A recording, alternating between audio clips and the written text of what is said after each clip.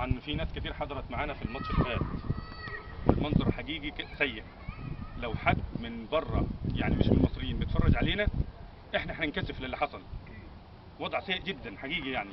فيا ريت ان احنا جايين، طبعا احنا جايين في التجمع ده عشان نتعرف على بعض اكتر ونحب بعض اكتر، مش نكره بعض في الملعب.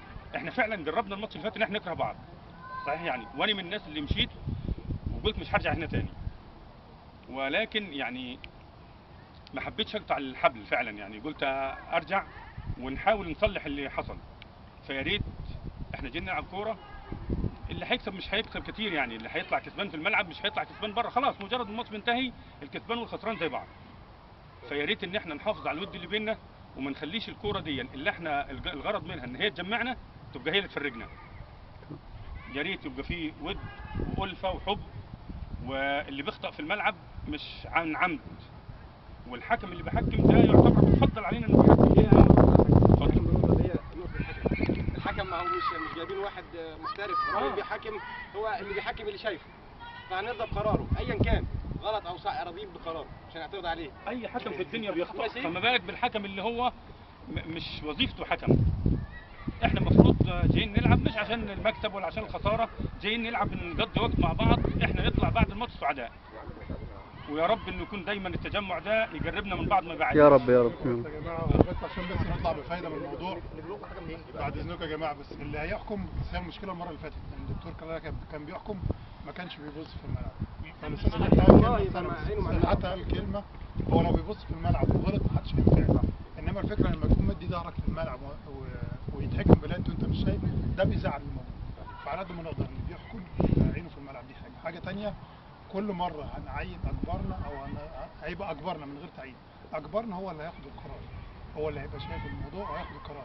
عبد السلام او وليد زعق والله خلاص المره الجايه مش هيلعب، اسبوع او اسبوعين. طب بعدين بس يا دكتور الموضوع محسوب بالنسبه اللي هياخد قرار وقف اي حد، ابو اسامه وابو احمد ماشي، المفروض دول مش موجودين يبقى اكبرهم اللي اكبر.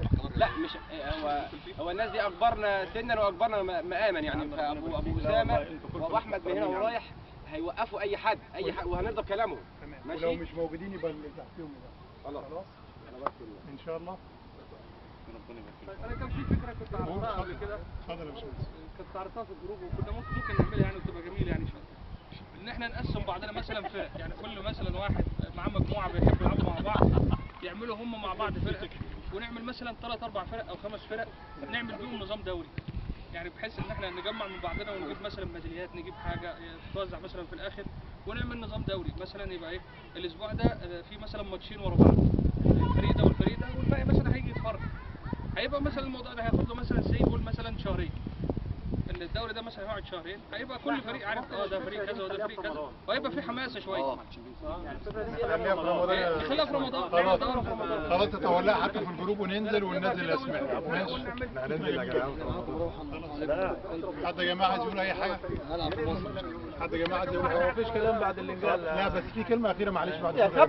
ما ينفعش ان واحد ينزل ويطلع عشان ده صاحبي، يعني مثلا اتغلب دلوقتي وهو طالع لا انزله واحده قاعد بره، ذوقيا ما ينفعش. مثلا اللي جايين كلنا عشان نلعب حتى لو نلعب ماتش، فما ينفعش وهو طالع انا اقول له تعالى وفي واحد ما بيلعبش قاعد بره.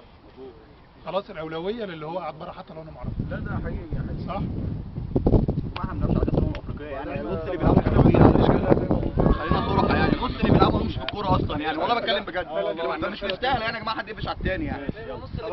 نحيي الكابتن حمدي اللي لسه جاي دلوقتي يا جماعه، والله العظيم 3 بيلعب صلاح كابتن حمدي. احنا ممكن نقرا الفاتحه بقى ان شاء الله عشان بس نهدي النفوس باذن الله. لا اكيد حريصه طبعا. السلام عليكم. وعليكم السلام. نلعب في المكان.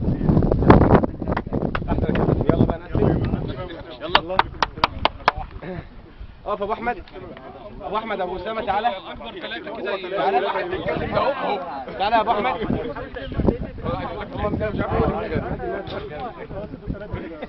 بس مش هنكمل 3